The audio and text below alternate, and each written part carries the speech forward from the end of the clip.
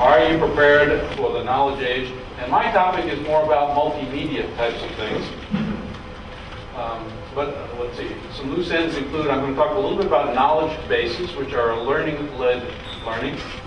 Get the best knowledge, the right person, just the right time. That's a definition for performance support, if I've ever heard one, right? It's also the mantra for knowledge management. And we're not just looking for repositories of documents, but we're looking for those knowledge nuggets, which is the best knowledge, the right person, the right time. And it's generally learner-led, and it will also come under the topic or category of performance support. And it's for complex knowledge, but not the same complexity that George was talking about. In other words, if you're going to be expert at delivering proper learning, you have to understand that the world is kind of on a spectrum. And you have to figure out where on that spectrum does my problem exist, or does my learning situation exist. Then you reach in your pocket, look at your little toolkit, and say, oh, well, the proper solution to that is right here. So there's no easy solution to this. If you don't understand that spectrum of, for instance, yours was very much tools-oriented, hard, three-dimensional kinds of stuff. If I'm teaching a concept like strategic planning, I'm not going to be using a three-dimensional concept. I'm going to use something more like the simulations, for instance, which is more intellectual. And if it's a very complex strategic planning thing, like the center of gravity analysis, then I would lean towards the learning agent. So you have to decide what is the nature of your problem, and then reach for the proper tool.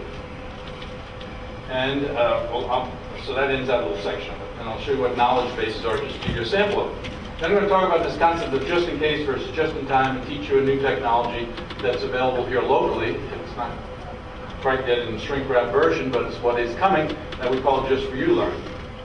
And the metrics are not butts and seats as you're used to measuring, or course completion. Those aren't the proper metrics. The only real metric is was our performance improved and at what cost. And then I'll dabble a little bit in interactive video. We'll talk about self-paced, and the cost of video is way down. A camera that had that, you see that camera sitting back up there? One little red light on it? That kind of competency, that kind of quality was probably about $50,000 10 years ago when it was analog video. And today that camera is lists around 5,000. I think we even got up a little less than 5,000. And it used to be that video studio, where you did all your editing, was a very senior person who had 10 to 15 years of experience and had hundreds of thousands of dollars worth of equipment to handle 3/4-inch beta tapes and all of that stuff. And today, a decent PC with some software on it can do just as good a job, maybe even better. So the cost is way down.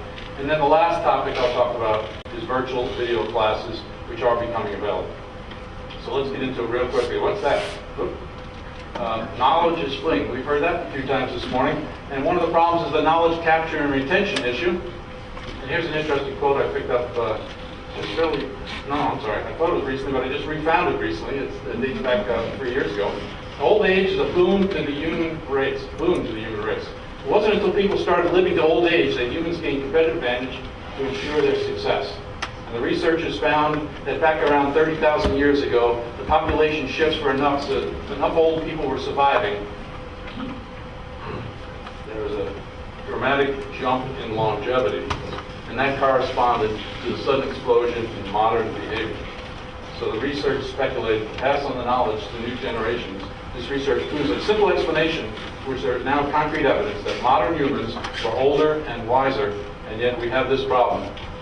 Let's not lose the wisdom of the older, retiring generation. And whether we capture it in performance support systems, or learning agents, or simulations, or in knowledge bases, which I'm just about to show you, we need to do that. And one of the pressing issues is a KM issue, a knowledge management issue, but it's a learning issue, is what are we going to do with all this expertise that's about to retire, not only from the U.S. government, from organizations around the world.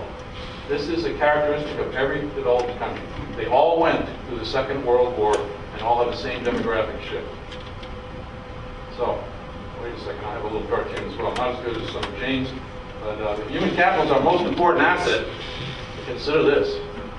I say we sell them, by golly.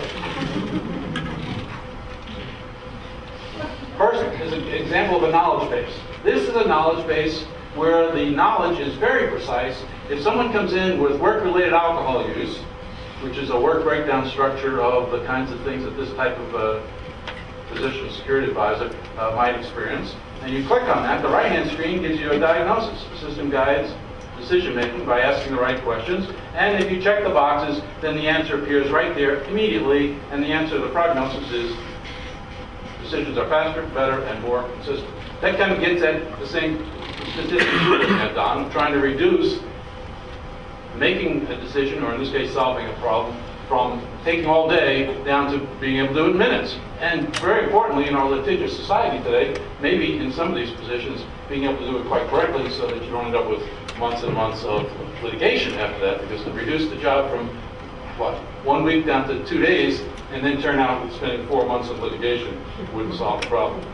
Now this is a kind of a knowledge base where the knowledge is very specific. If these are the characteristics, that's your answer. There's other types of knowledge bases that are not so specific. You can't give the precise answer. What you hope to do is provide the best knowledge to that person just at the time they need it so they can make an informed decision. And this is a tool that I, in fact, personally was involved in the design of it for the Department of Defense back in 1994. We call it at that time a process management tool, but today we call it a knowledge base. And it's exactly the same other one. It's a word breakdown structure of all the activities that comprise this thing, whatever this thing is. In this case, it's the methodology to do KM, which is create a learning organization. And if that is not enough, the what is this and who does it, if that's not enough knowledge for you, you press the button down here called references, and you open up the metaphor that we call the books of knowledge, and there are the books on the shelf that represent the kinds of knowledge, the nuggets of knowledge that a person needs to help them do the best possible thing on that job, given that particular situation they're facing. So this isn't quite as precise as the former knowledge base, which says this is what you should do. This one says, here's all what the corporation can provide to you of our documented knowledge at this moment in time. But one of the books off to the side of the shelf here is, and then if it isn't in the knowledge base, here's who you should go to, because they'll probably be able to help you. So go to the knowledge base first. If it's not there, then go to these experts that are pointed to you, that the knowledge base points you to. So that's the concept of knowledge bases. Now let's talk about this just-in-case training converting to just-in-time learning. I like to use the example of a brick-and-mortar, face-to-face instructor standing in front of the class, and I couldn't get the basketball to sit in his arms there. But what I'm saying is, all of us as instructors have this responsibility to take this huge body of knowledge and compress it into a course. And I'm depicting the course by something of that size, a basketball size. And then, Lisa, I'm sorry.